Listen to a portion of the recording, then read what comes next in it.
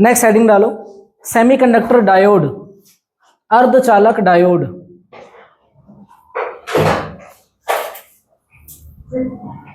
Semiconductor diode, अर्धचालक diode.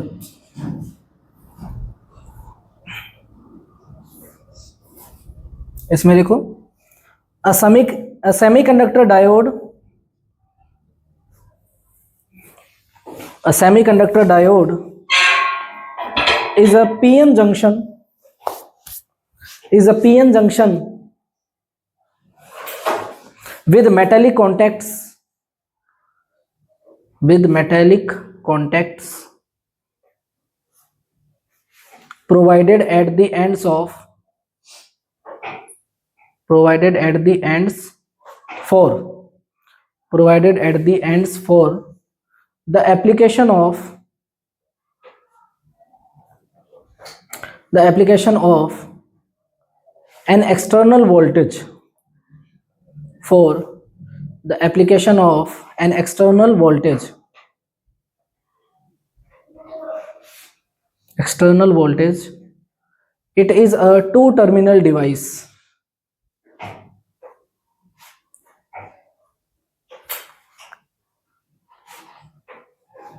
It is a two terminal device.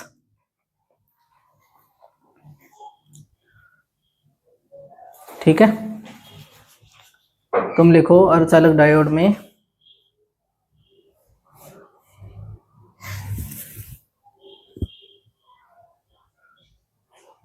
अर्धचालक diode, अर्धचालक diode मुख्यतः, अर्धचालक डायोड मुख्यतः एक पीएन संधि युक्ति है, एक पीएन संधि युक्ति है जिसके दो बाहरी सिरों पर, जिसके दो बाहरी सिरों पर हम वोल्टता आरोपित कर, हम वोल्टता आरोपित कर धारा प्राप्त कर सकते हैं,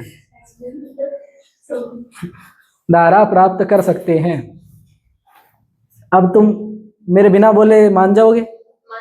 ठीक है, तो चलो एक तो क्वेश्चन लिखवाने थे मेरे को, हैं? नहीं तो कौन सा अड़ेगा? क्यों? क्यों नहीं होता? हाँ, क्यों नहीं कर सकते तुम? हाँ यार,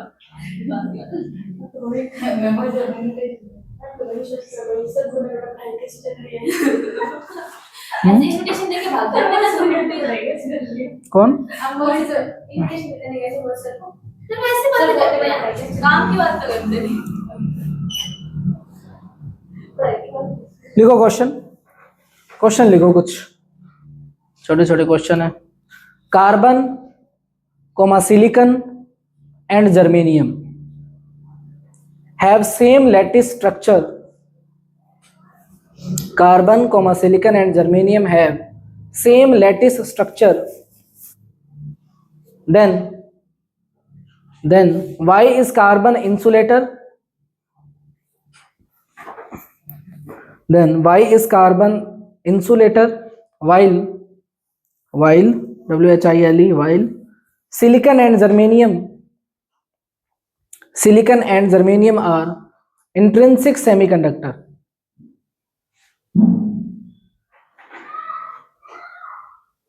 intrinsic semiconductor. Carbon, silicon and germanium have same lattice structure. Why is carbon insulator while silicon and germanium are intrinsic semiconductor? ठीक है, यदि कार्बन कोमा सिलिकन एवं जर्मेनियम, यदि कार्बन कोमा सिलिकन एवं जर्मेनियम की समान जालक संरचना है, की समान जालक संरचना है, तो कार्बन अचालक की तरह, तो कार्बन अचालक की तरह तथा सिलिकॉन और जर्मेनियम नेज अर्धचालक की तरह व्यवहार क्यों करते हैं? नेज अर्धचालक की तरह व्यवहार क्यों करते हैं? ठीक है, मतलब हमने पढ़ा था कि सिलिकॉन और जर्मेनियम जो है उनकी स्ट्रक्चर कैसी बताई थी, कार्बन के जैसी। तो अगर कार्बन की स्ट्रक्चर जैसी है तो फिर कार्बन तो खुद तो इंसुलेटर की तरह बिहेव कर रहा है, मतलब carbon is not a good conductor, but silicon और जर्मेनियम सेमीकंडक्टर की तरह बिहेव कर रहे हैं। तो अच्छा क्वेश्चन है, एनसीईआरटी में दे रखा है एग्जांपल। तो क्या रीजन लगता है अगर तुम्हें आंसर देना हो? मान लो एग्जाम में तुम्हारे सामने एक क्वेश्चन आया है और तुम्हें अपना ज्ञान वहां पे लगाना हो, तो क्या आंसर दोगे? उसमें ये लिख के आओगे? हाँ साक्षी, कुछ तो सोचो, ऐसे आंसर देने की कोशिश करो, साइंस स्टूडेंट हो तुम लोग। कि कार्बन, सिलिकॉन और जर्मेनियम की सेम स्ट्रक्चर है, फिर इनका बिहेवियर सेम क्यों नहीं है? याद करो, सिलिकॉन और जर्मेनियम का बिहेवियर जैसा भी वो बिहेवियर शो करते हैं वैसा क्यों करते थे? हाँ हाँ, सोचो सोचो, दिमाग चलेगा। जब मैंने बताया था कि ऐसा बिहेवियर क्यों होता है, उनका इलेक्ट्रॉनिक कॉन्फ़िगरेशन, कार्बन का इलेक्ट्रॉनिक कॉन्फ़िगरेशन लिखो। हाँ हाँ, तो कार्बन का इलेक्ट्रॉनिक कॉन्फ़िगरेशन लिखो, 6 नंबर पे आता है 2s2 2p2, तो 4 इलेक्ट्रॉन तो इसके भी है और सारे सेकंड ऑर्बिट में है। उसमें थर्ड या फोर्थ के आते थे, तो उससे क्या हुआ? उससे यही है, रीजन तो यही है, लेकिन उससे हुआ क्या? हाँ, ज्यादा बार है, तो इलेक्ट्रॉन को कंडक्शन बैंड में जाने के लिए कम एनर्जी चाहिए, लेकिन वो बहुत ज्यादा अंदर है, तो उनको ज्यादा एनर्जी चाहिए, इसलिए वो जा नहीं पाते। ठीक है। तो इसमें लिखो, तो ऐसे ही एग्जाम में करना है। एक्चुअल मान लो ऐसा कोई थोड़ा बहुत अजीब सा क्वेश्चन आ जाए, तो बेसिक पे जाओ, उस टॉपिक से रिलेटेड। तभी तो कह रहा हूँ ना, कॉन्फिडेंस हाई रखो और सोचो कि हाँ बेसिक पे क्या जा रहे हैं, क्वेश्चन क्या पूछा हमेशा वो दिमाग में रखो, तो उसके इर्द गिर्द ही आंसर लिखना है। तुम लिखते हो तो तुम क्वेश्चन तो भूल जाते हो और बस वो जो याद है कि अब चेप दो इसके अंदर, उससे काम नहीं चले। क्वेश्चन क्या पूछा है? क्वेश्चन बार बार वही कि हाँ उसने बोला सेम लैटिस स्ट्रक्चर है, तो इनका इलेक्ट्रॉनिक कॉन्फ़िगरेशन तो अलग अलग है। ठीक है, उसके भी आउटर मोस्ट ऑर्बिट में 4 इलेक्ट्रॉन है, इसके भी 4 इलेक्ट्रॉन है, लेकिन जो कार्बन के 4 इलेक्ट्रॉन है वो न्यूक्लियस के ज्यादा पास में है, तो उन पे अट्रैक्शन फोर्स ज्यादा लग रहा है। ऐसा करके अपनी तरफ से बना के लिखोगे तो वो सही हो जाएगा आंसर। लिखो, the 4 bonding electrons of carbon comma silicon और germanium,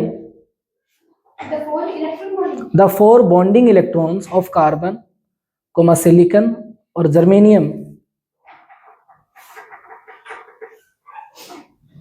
lies respectively in the second, third and fourth orbit. Second, third and fourth orbit. Hence energy required to take out an electron,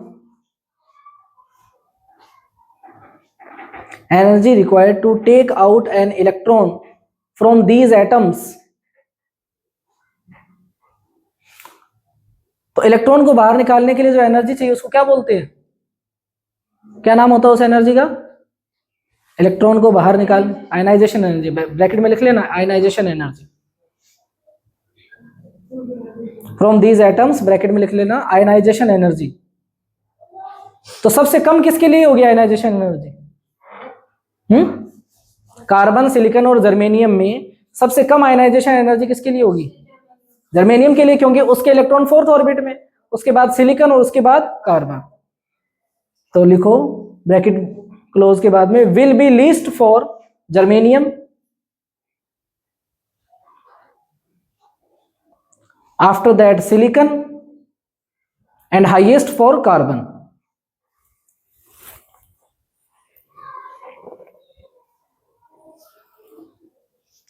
hence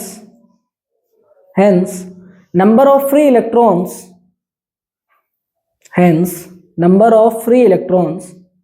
for conduction in germanium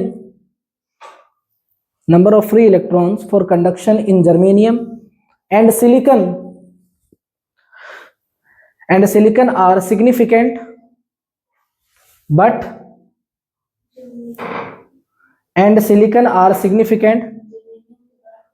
germanium and silicon are significant but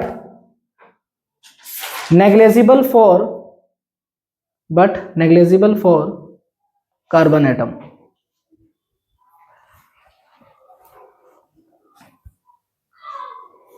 ठीक है, हिंदी में लिखो। Carbon, silicon तथा germanium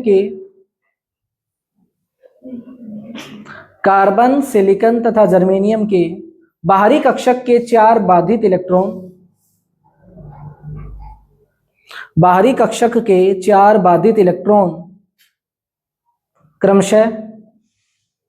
क्रमशः द्वितीय, तृतीय तथा चतुर्थ कक्षा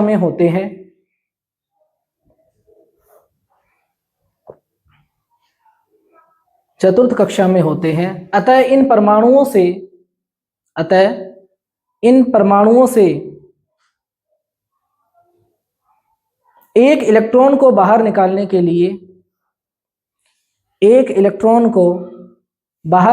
के लिए आवश्यक ऊर्जा ब्रैकेट में लिखना आयनन ऊर्जा जर्मेनियम के लिए सबसे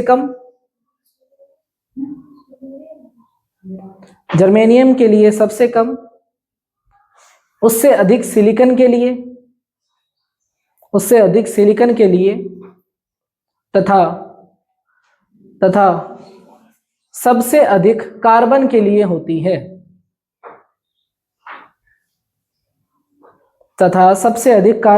होती है। इस प्रकार जर्मेनियम व सिलिकॉन में विद्युत चालन के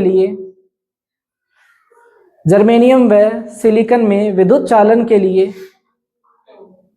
स्वतंत्र इलेक्ट्रॉनों की संख्या अधिक होती है एवं कार्बन में नगण्य होती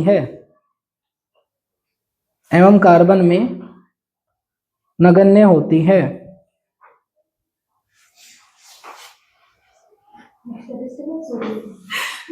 नेक्स्ट क्वेश्चन लिखो।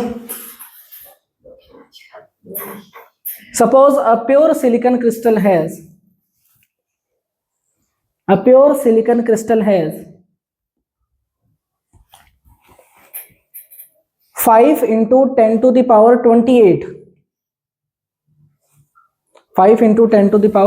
28 atoms per meter cube.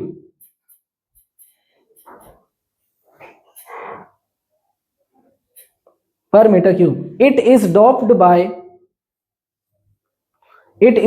by 1 ppm मतलब parts per million।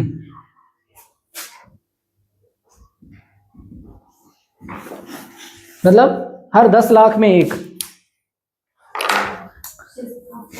1 ppm concentration of pentavalent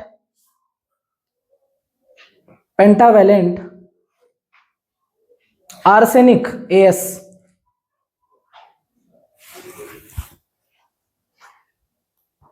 calculate the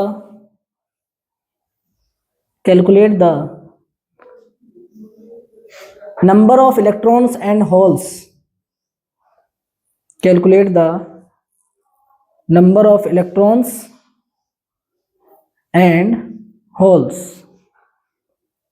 given that Ni equals to Ni की वैल्यू दी है तुम्हें 1.5 into 10 to the power 16। पर मीटर क्यूब, 1.5 इंटू 10⁻16। ठीक है, जो formula लिखवाया था ना Ne into NH equal to Ni², पढ़ते हुए घर जाके वो यूज करना है, वो यूज करो और निकालो। तुम लिखो भाई,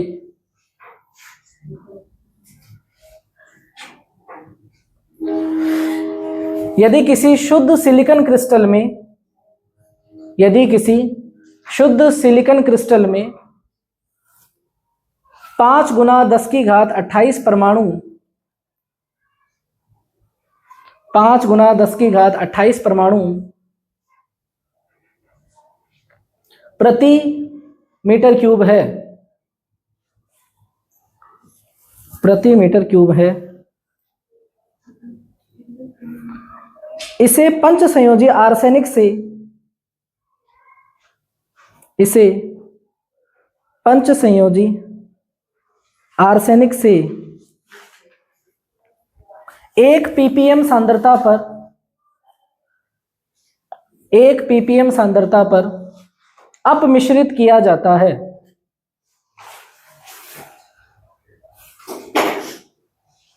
अपमिश्रित किया जाता है,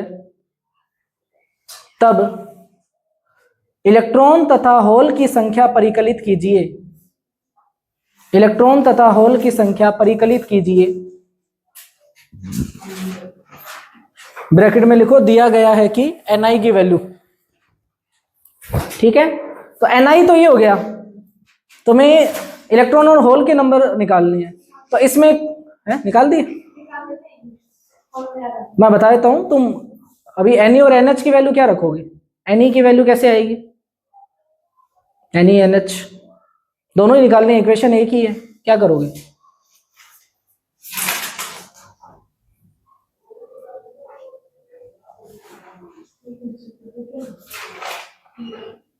सर Ne इक्वल होता है NH, वो तो उसमें होता है इंट्रिंसिक में, यहाँ तो डॉप्ड कर दिया ना, तो इक्वल कैसे हो जाएगा?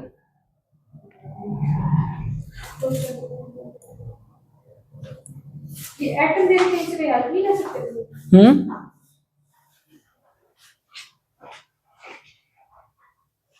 Ni की उसके वैल्यू इसके बाद Ni तो दिया हुआ है, Ne और NH चाहिए ना। Ne क्वेश्चन पढ़ोगे तो सीधा ही निकलेगा। कैसे?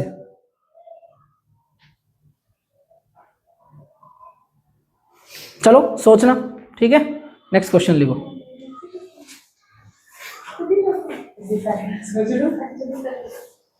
26 को नहीं, इसका आंसर होना चाहिए। टाइम खराब हो रहा है, तुम्हें ये नहीं दिख रहा? ठीक है, कर लो थोड़ी देर, सारा दिन थोड़ी लेके बैठे रहोगे इस चीज को। एग्जाम में दिन कितने बचे हैं ये भी तो सोचो। और कल वाला पेपर तो शानदार ही दिया होगा तुम लोगों ने।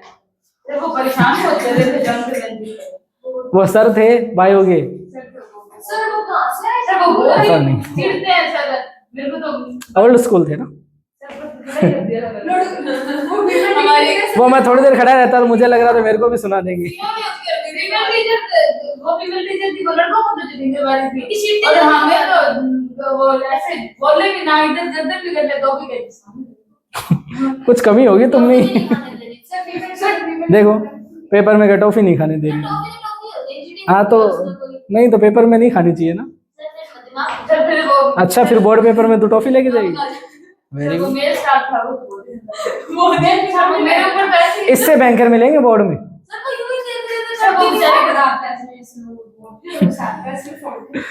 लिखो क्वेश्चन लिखो।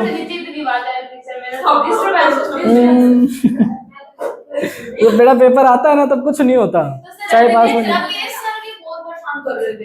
वो कौन है? मेरे को याद आता है नहीं सर, नीचे से देना टाइम का लोग इतनी जोर-जोर से बोलते थे, वो मशीन बंद होती है कैसे बोलते हैं। चलो क्वेश्चन लिखो। दिनेश के सर क्वेश्चन लिख रहे हैं, शॉर्ट वाले सारे लिख दिए। हाँ तो बढ़िया है, इसीलिए तो प्री बोर्ड ले रहे हैं ताकि तुम्हें अपनी कमियां पता चले कि क्वेश्चन छूट सकते हैं, और कॉन्फिडेंस होके नहीं जाना है। देखो पहला पेपर था तुम्हें तुम्हारी असलियत बताने के लिए, ठीक है, पता चल गई होगी। अब जब नंबर बताऊंगा तब पता चल जाएगी। दूसरा पेपर होगा मुझे तुम्हारी असलियत बताने के लिए। हाँ, तुम नहीं समझोगे इस बात को, समझने में टाइम लगेगा। तीसरा पेपर होगा हम दोनों को बताने के लिए कि तुम कहाँ पर हो। उसके बाद कुछ नहीं हो सकता। मतलब अभी 2 पेपरों में सब कुछ है। हाँ, तो कम बैक करेंगे, मेहनत करो, ठीक है। पेपर मैं बहुत अच्छे बना रहा हूँ, अभी दूसरा पेपर बनाने में मेरे को 7 दिन लगे। सब बताए हुए हैं। अब वो डिस्प्लेसमेंट वाला था y1 y2, तो 2 वेव थी, 2 वेव का टोटल डिस्प्लेसमेंट, वेव तो सिंपली ऐड होती है ना, तो y equals to y1 plus y2 ही तो करना था।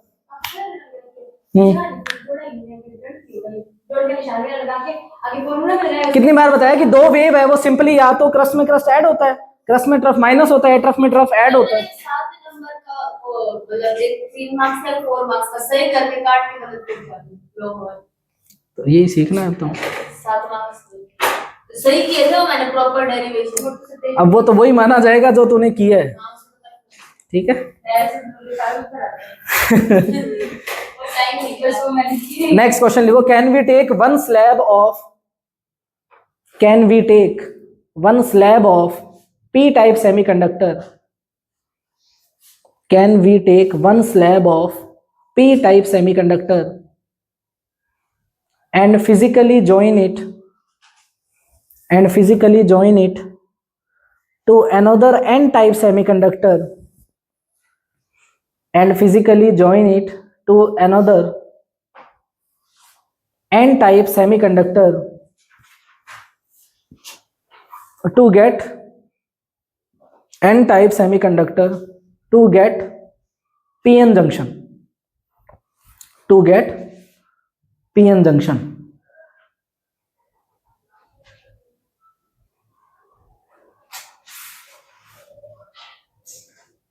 तुम लिखो, क्या पीएन संधि बनाने के लिए हम पी प्रकार के अर्धचालक की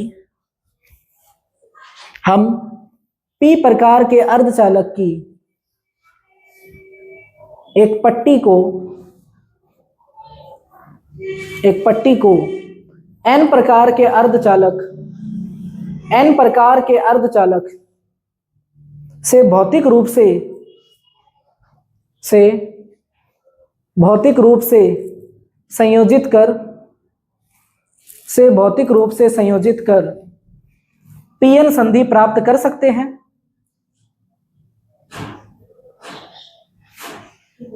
पीएन संधि प्राप्त कर सकते हैं। देखो क्वेश्चन क्या है, समझ में आया? याद करो, जब पीएन जंक्शन बनाया था तब मैंने क्या कहा था, या तो एक पी टाइप मटेरियल ले लो या एक एन टाइप ले लो, और अगर पी टाइप लिया है तो उसकी आधी साइड में क्या मिला दो, पेंटावेलेंट, और अगर एन टाइप लिया तो आधी साइड में क्या मिला दो, ट्राईवेलेंट इंप्योरिटीज, ठीक है। तो ऐसे पीएन जंक्शन बनता है। तो एनसीईआरटी ने क्या पूछा है, क्वेश्चन दिया है कि क्या एक अलग से पी टाइप लिया, एक अलग से एन टाइप लिया और उनको जोड़ दे, तो क्या ऐसे पीएन जंक्शन नहीं बन सकता? हाँ या ना में आंसर दो पहले तो। मैंने तीसरा ऑप्शन दिया ही नहीं ना, हाँ या ना। चुप रहने का तो ऑप्शन ही नहीं। क्वेश्चन तुम्हारे सामने लिखा है बेटा। भाई एक पी टाइप मटेरियल लिया, एक एन टाइप मटेरियल लिया, दोनों को चिपका दिया, तो क्या पीएन जंक्शन बन जाएगा? क्यों? अरे इंप्योरिटीज मिली हुई है ना, P type material P type क्यों है, उसमें ट्राईवेलेंट मिली हुई है। एन टाइप क्यों, उसमें पेंटावेलेंट मिली हुई है। दोनों को लिया और मिला दिया, तो पीएन जंक्शन कैसे? पीएन जंक्शन का मतलब क्या हुआ, एक बीच में लेयर है, उसके एक साइड में पी है और एक साइड में एन है, तो ऐसे ही तो वो बनाया था हमने। इसमें एनसीईआरटी ने पूछा है क्या ऐसा कर सकते हैं, एक पी टाइप लिया, एक एन टाइप लिया, दोनों को जोड़ दिया, तो क्या ये पीएन नहीं बना?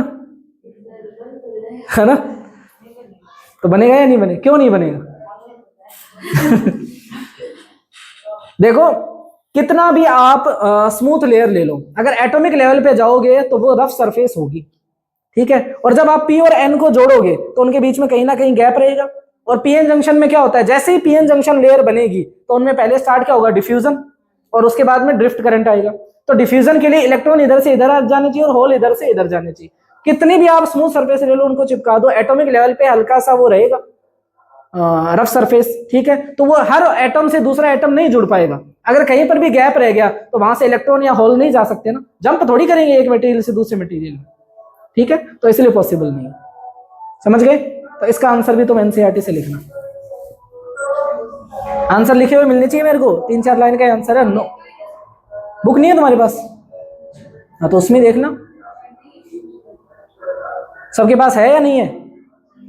नहीं है, चलो लिखो।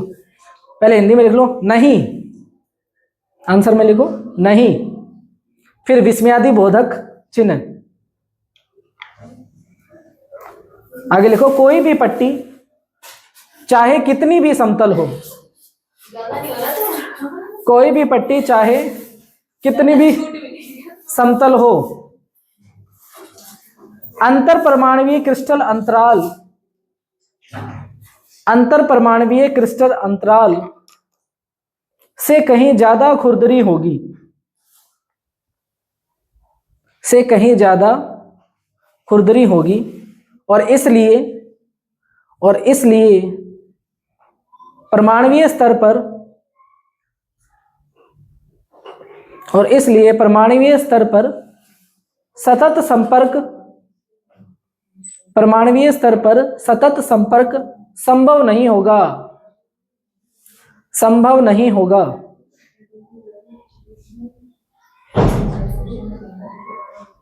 जिससे प्रवाहित होने वाले आवेश वाहक, प्रवाहित होने वाले आवेश वाहक सतत रूप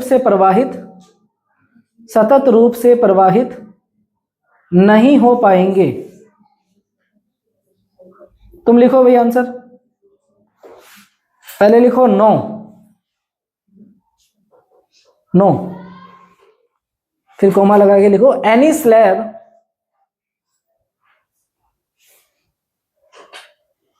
no matter however it is flat,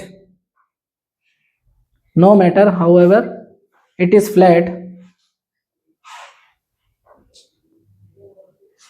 they will have enough roughness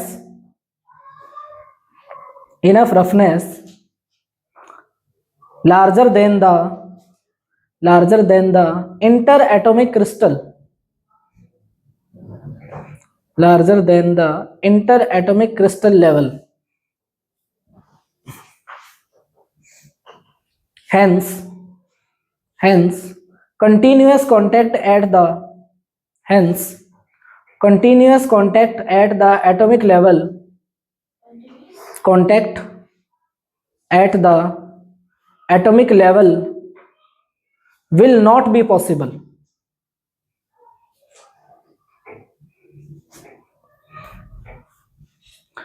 So the junction will behave as a discontinuity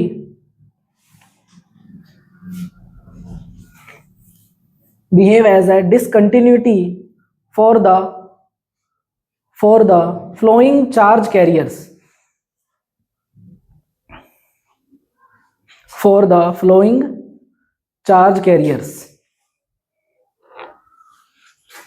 ठीक है। अब आते हैं वापस अपने अपनी हेडिंग पर, जिसमें हम पढ़ रहे थे सेमीकंडक्टर डायोड, अर्धचालक डायोड। तो सेमीकंडक्टर डायोड क्या होंगे, जिसमें एक साइड पर तो क्या होगा P, और एक साइड में क्या होगा N, एक साइड में P टाइप और एक साइड में N टाइप। P टाइप में कौन से आयन होंगे, नेगेटिव आयन, अरे होंगे कि नहीं होंगे, और N टाइप में कौन से आयन होंगे, पॉजिटिव आयन। तो ये नेगेटिव और पॉजिटिव आयन की जो लेयर बनेगी, उस लेयर को क्या बोलेंगे हम, डिप्लेशन लेयर, ठीक है। तो ये तो होगी हमारी डिप्लेशन लेयर, अवक्षय परत। और इन दोनों के P और N साइड में हम 2 टर्मिनल लगा देंगे, मतलब 2 वायर लगा देंगे, ताकि उनसे एक्सटर्नल वोल्टेज उनमें अप्लाई कर सके, ठीक है। तो फिर बाद में हम देखेंगे, एक को अगर पॉजिटिव से लगाएंगे नेगेटिव से लगाएंगे तो 2 अलग अलग की कॉम्बिनेशन बनेगी। तो एक टाइम तो इसको बैटरी के पॉजिटिव टर्मिनल से कनेक्ट कर सकते हैं, एक टाइम में इसको बैटरी के नेगेटिव टर्मिनल से कनेक्ट कर सकते हैं। तो 2 पॉसिबल कॉम्बिनेशन है। तो ये तो इसका डायोड डायग्राम हो गया। एक होता है इसका सिंबल डायग्राम। सिंबल डायग्राम में जो P टर्मिनल है उसको तो हम ऐसे एक ट्राइंगल से दिखाएंगे, ठीक है, और जो N टर्मिनल है उसको हम ऐसे एक लाइन से, ठीक है। तो ये तो हो गया अपना P और ये हो गया N, समझ गए। और इसके यहां पर भी एक टर्मिनल लगा है और यहां पर भी एक टर्मिनल लगा है। जब भी पी एन डायोड बनाना है तो ऐसे इस ट्राइंगल पे पी लिखना है और इस लाइन पे एन लिखना है। अगर नहीं लिखा है तो गलत है, नंबर नहीं मिलेंगे फिर। ठीक है, चाहे सर्किट डायग्राम बनाओ कुछ भी बनाओ। तो ये दोनों डायग्राम है, फिर क्या होगा अगर लिखा ही नहीं तो? लिखो इसको। नहीं, मैं तो तब बात करूं जब मैंने सिखाया ना हो। अरे इसको लिखो, वरना कुछ नहीं होगा। तो मेरी क्लास ढंग से लगने दो।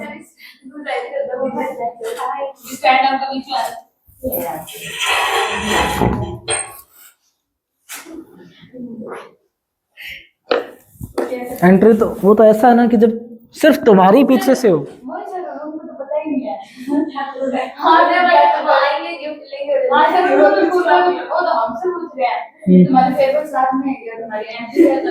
तो बता देते उनको, बता देते कि हम चाह रहे हैं वैसे हो नहीं रही। एक लाइन में बता देते।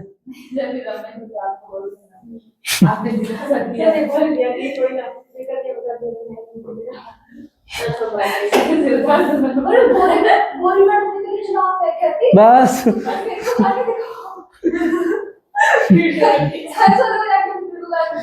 ये तुम्हारे क्लास वाले जब ये क्लास देखते होंगे तो बीच में इन्हें और गॉसिप भी मिलती है कि ठीक है एंटरटेनमेंट हो रहा है।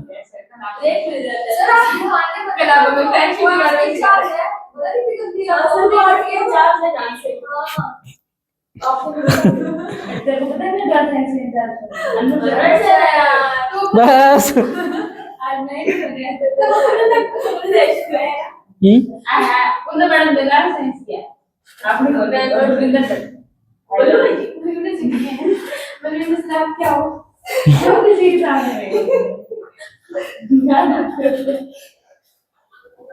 लक्षिता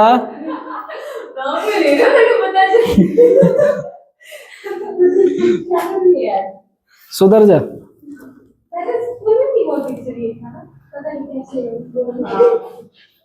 ये पहले मन में ही बोलती थी, जिसको गालियां निकालनी होती थी, कुछ बोलना होता था। बोलते ही होगे, ऐसा हो ही नहीं सकता कोई ना बोले। बस बस बस मत पंप दो मेरे को। हाँ ठीक है। किससे? अच्छा और सर वो भी जाएगी आप साइन करवाएंगे सर, साइन कर देना। हाँ सर वो साइन करते हैं। किस बात के? लड़ाई हो जाती है जिसके बारे में। तुम अपनी एक क्लास के 2 ग्रुप मत बनाओ। सर क्लास के 2 नहीं बन रहे सर, वो बना रहे हैं सर। कौन बना रहा है? बॉयज और गर्ल्स अलग बन रहे हैं? नहीं सर उसी बात। अच्छा गर्ल्स गर्ल्स बन रहे हैं। सर आप नहीं जानते हैं सर, कुछ बच्चे हैं तो मतलब सारे गिफ्ट हम सब किसी के लिए सेम दे रहे हैं सर। ये चीज है बच्चे क्यों बोल रहे हैं कि हम इस मास्टर कॉलेज दे रहे हैं, बड़ा गिफ्ट देंगे सर। हम ये क्या करते हैं दो चाहे उनको और स्टेट में करना सर। अजीब लगता है ऐसे लड़ाई हो जाती है, ऐसा लगता है वरना सर फिर हम नहीं है सभी टीचर्स ने तो हमें पढ़ाया है सर। हमें हमारे सर सब कुछ भेज देंगे, इधर से पेन का ये सब वाला भी सब कुछ भेज देंगे। अच्छा ऐसे साड़ी में बैठ रही आ तो बस ठीक है लिखो। PN junction diode under forward bias. PN junction diode under forward bias. In charge तो मजबूरी में बनाया उन्होंने, उनको पता है और टीचर नहीं आ रही और मैं भी सोच रहा हूँ इसलिए क्या हो गया। तबीयत खराब होंगी पता नहीं, हाँ, तो तबीयत सही होने पे ही आएंगे ना। तुम बात करना उनसे, मेरे को तो आज ही पता चला, मैं उनका वेट कर रहा था। मैं सोचा उनसे बात करके फिर बात करते हैं, क्योंकि वो तो स्कूल में पुराने रह रहे हैं ना, तो पास्ट क्या रहा है तब। फिर उन्होंने कहा यार मैं तो 4 दिन से आ ही नहीं रहा, तबीयत खराब है मेरी। तब देखते हैं शाम को मिलके होंगे।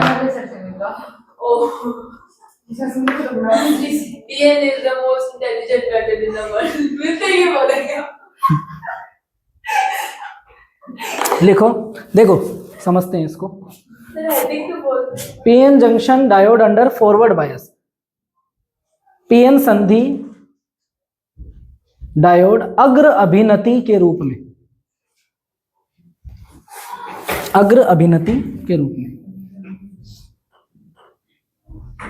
देखो भाई,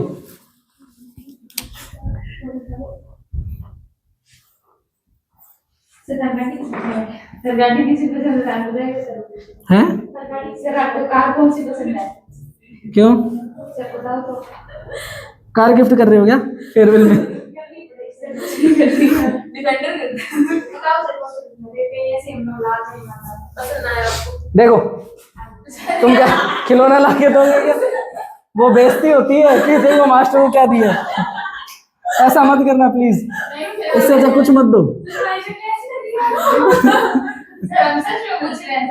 इधर देखो बेटा, ये क्लास पूरी होने दो फिर बात करते हैं। देखो फॉरवर्ड बायस का मतलब क्या है? पी टाइप को हम किससे जोड़ देंगे? पॉजिटिव साइड से। और एन टाइप को किससे जोड़ देंगे? नेगेटिव साइड से। देखो जब तक जोड़ा नहीं था तब तक क्या हो रहा था? लास्ट टाइम हमने जब पीएन जंक्शन पढ़ा था तब क्या हो रहा था? पहले इसमें डिफ्यूजन करंट आया था, फिर बाद में ड्रिफ्ट करंट आया था। ड्रिफ्ट करंट किसके कारण आया था? इस इलेक्ट्रिक फील्ड के कारण, जो प्लस से माइनस की तरफ है। तो इसने क्या किया? इस साइड के जो इलेक्ट्रॉन है उनको यहीं रोक दिया, क्योंकि इस इलेक्ट्रिक फील्ड में जैसे इलेक्ट्रॉन आएंगे वापस उधर फोर्स लगेगा। और इस साइड के जो होल है उनको यहीं पर रोक दिया था, जो मेजॉरिटी चार्ज कैरियर्स है। बस इसके जो इक्के दुक्के इलेक्ट्रॉन थे ये उनको आगे भेज रहा था, और इसके जो इक्के दुक्के होल थे उनको आगे भेज रहा था। उससे क्या हुआ? एक ड्रिफ्ट करंट आ गया और वो डिफ्यूजन करंट के अपोजिट हो गया, और लास्ट में टोटल करंट क्या हो गया? जीरो। अब हमने क्या किया? जब टोटल करंट जीरो है, ये अपना इक्विलिब्रियम के अंदर बैठा हुआ है, हमने इसको पी साइड को पॉजिटिव से जोड़ दिया और एन साइड को नेगेटिव से। तो ये प्लस हो गया और ये माइनस, यानी यहां पर पोटेंशियल कैसा हो गया? प्लस, और यहां पे पोटेंशियल कैसा हो गया? माइनस। अब देखो ये होल है, ये कैसे चार्ज है? पॉजिटिव। और ये इलेक्ट्रॉन है, ये कैसे चार्ज है? इधर ये अंदर नेगेटिव चार्ज बहुत ज्यादा भरे पड़े हैं, कुछ तो वैसे ही थे और कुछ इसकी वजह से और सारे एक ही जगह जमा हो गए, तो इधर नेगेटिव पोटेंशियल हो गया। ठीक है, तो नेगेटिव नेगेटिव के बीच में क्या होगा? रिपल्शन। देखो पहले ये तो इसको रोकना चाह रहा था, ठीक है, लेकिन अब ये क्या करेगा? पुश करेगा, तो इलेक्ट्रॉन इधर वापस भागेंगे।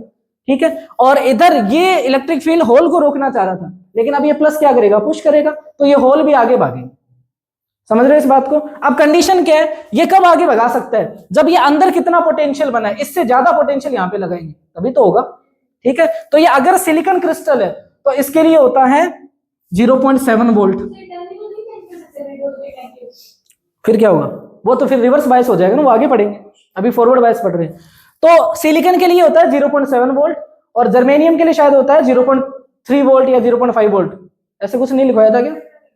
1.3 लिखवाया था, हाँ शायद 1.1 लिखवाया था। तो जर्मेनियम के लिए 0.7 था।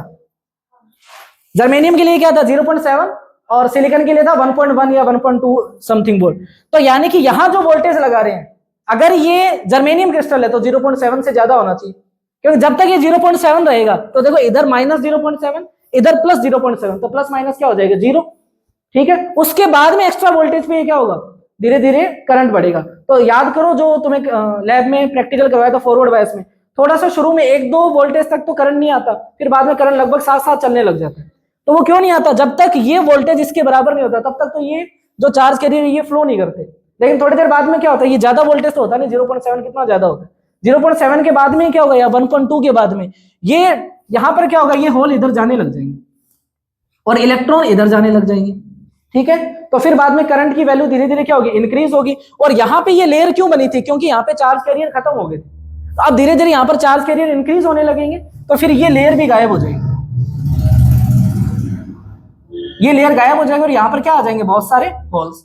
तो डिप्लेशन लेयर जो है उसकी विड्थ बढ़ी है, इंक्रीज हुई है, डिक्रीज हुई है? डिप्लेशन लेयर की विड्थ डिक्रीज हुई है ना भाई। पहले ज्यादा पॉजिटिव और नेगेटिव यहाँ पे जमा थे, अभी क्या हुआ? इधर से चार्ज कैरियर आने लगे तो वो प्लस माइनस कैंसिल हो गए। ठीक है, और फिर बाद में यहाँ पे बहुत कम चार्ज आयन बचे, जिसके कारण डिप्लेशन लेयर की जो विड्थ है वो क्या हो गई? डिक्रीज हो गई। ऐसा कुछ तुम्हारी इस टेस्ट में भी आया था, फिल इन द ब्लैंक में, शायद फॉरवर्ड बायस या रिवर्स बायस में क्या होता है कि डिप्लेशन लेयर इंक्रीज करेगी या डिक्रीज करेगी। तो फॉरवर्ड बायस में डिप्लेशन लेयर डिक्रीज करती है, या उसकी चौड़ाई कम होती है, विड्थ क्या होती है? कम होती है।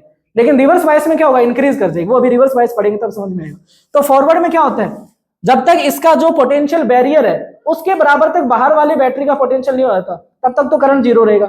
जैसे ही पोटेंशियल उससे ज्यादा होने लग जाएगा, धीरे धीरे करंट की वैल्यू क्या करने लग जाएगी? इंक्रीज। यहां से बहुत सारे होल जाएंगे और यहां से बहुत सारे क्या आएंगे? इलेक्ट्रॉन आएंगे, और फिर बाद में साथ साथ क्या रहेगा? चार्ज इंक्रीज होता रहेगा। ये तो होता है फॉरवर्ड बायस में। रिवर्स बायस भी साथ ही बता दो। रिवर्स बायस में क्या होगा? देखो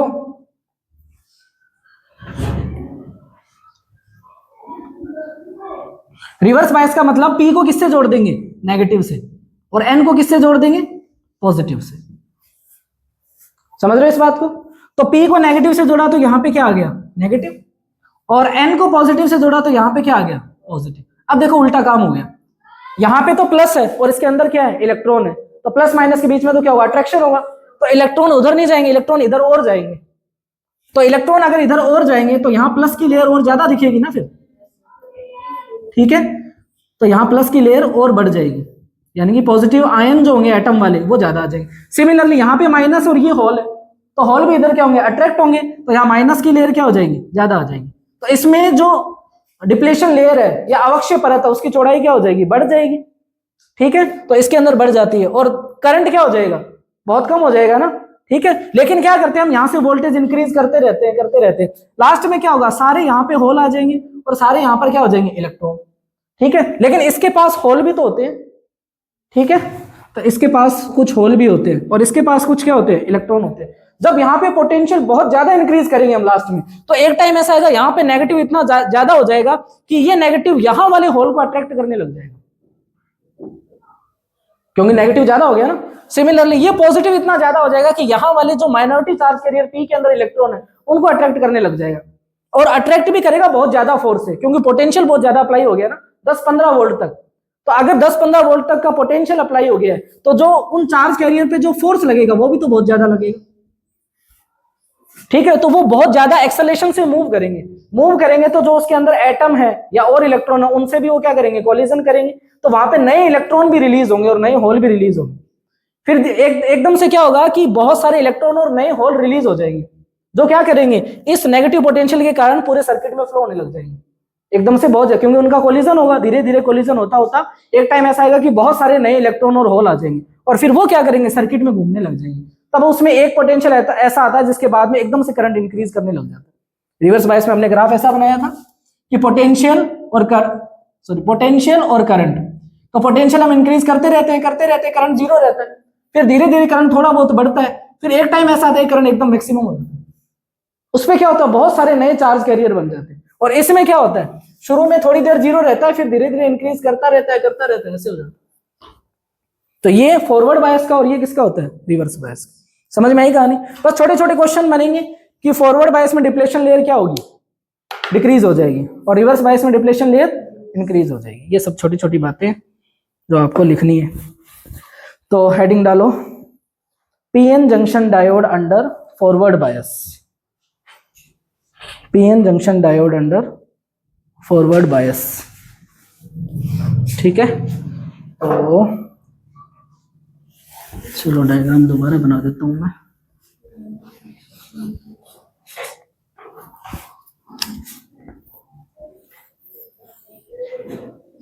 या तुम लिख लोगे क्या, ये पी की साइड में होते हैं नेगेटिव है,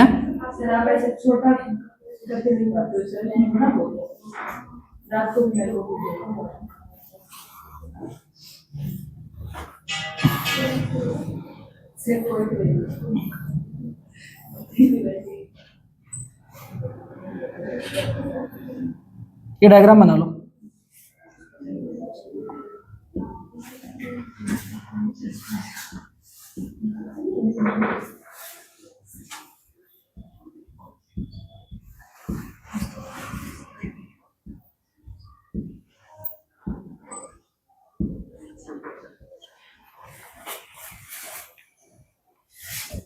डायग्राम बना ली।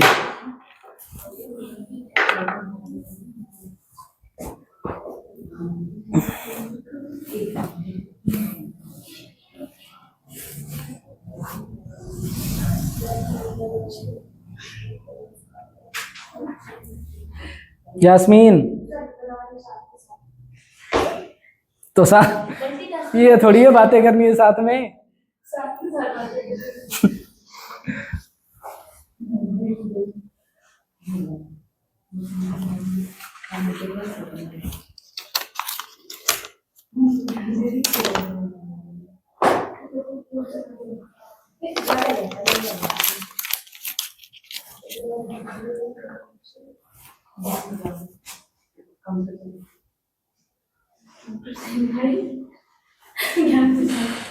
हो गया?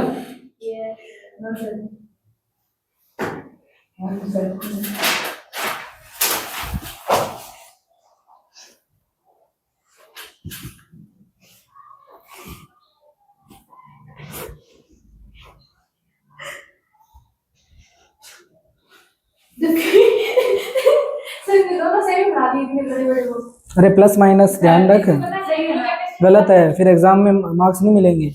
प्लस अलग दिखना चाहिए, माइनस अलग। छोटा सा बना दे एक माइनस, ऐसे नहीं करना एग्जाम में। देखो, when an external voltage V is,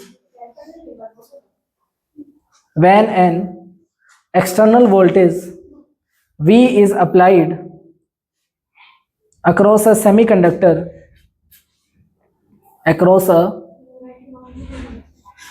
semiconductor diode such that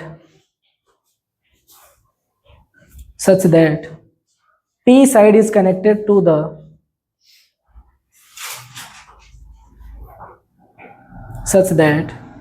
P side is connected to the positive terminal, P side is connected to the positive terminal of the battery, and N side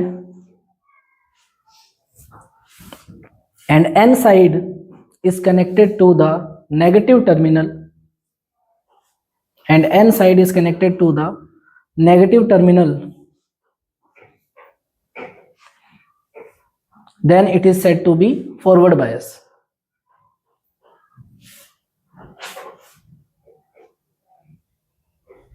जब किसी अर्धचालक diode पर बाहरी वोल्टता,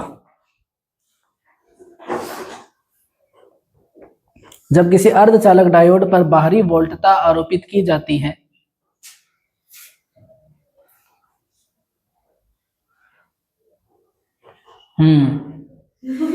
दिख रहा है मुझे, बाहरी वोल्टता आरोपित की जाती है।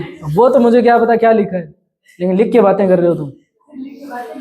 बाहरी वोल्टता आरोपित की जाती है तो P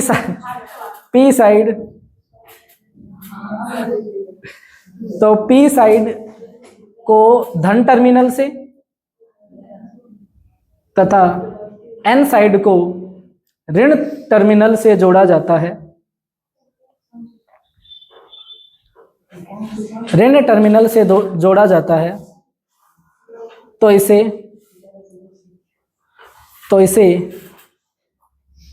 पीएन संधि को अग्रबायसित,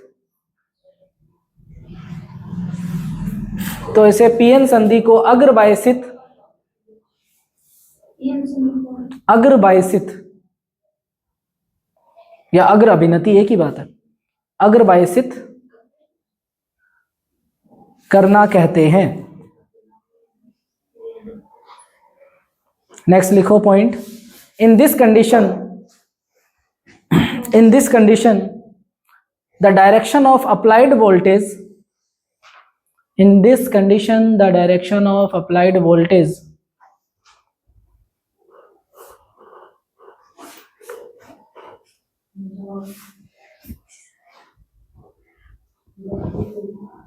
is opposite to the,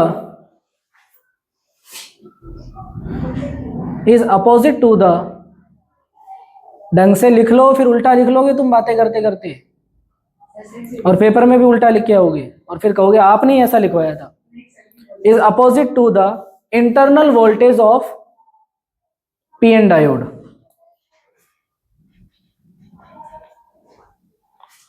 Therefore, the width of the depletion layer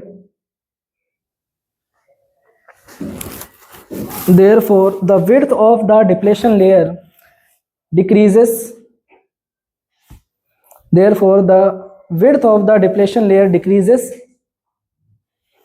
And the barrier height is reduced. आरोपित वोल्टता की दिशा आरोपित वोल्टता की दिशा अर्धचालक डायोड की आरोपित वोल्टता की दिशा अर्धचालक डायोड की आंतरिक वोल्टता से विपरीत होती है, आंतरिक वोल्टता से विपरीत होती है। अतः परिणाम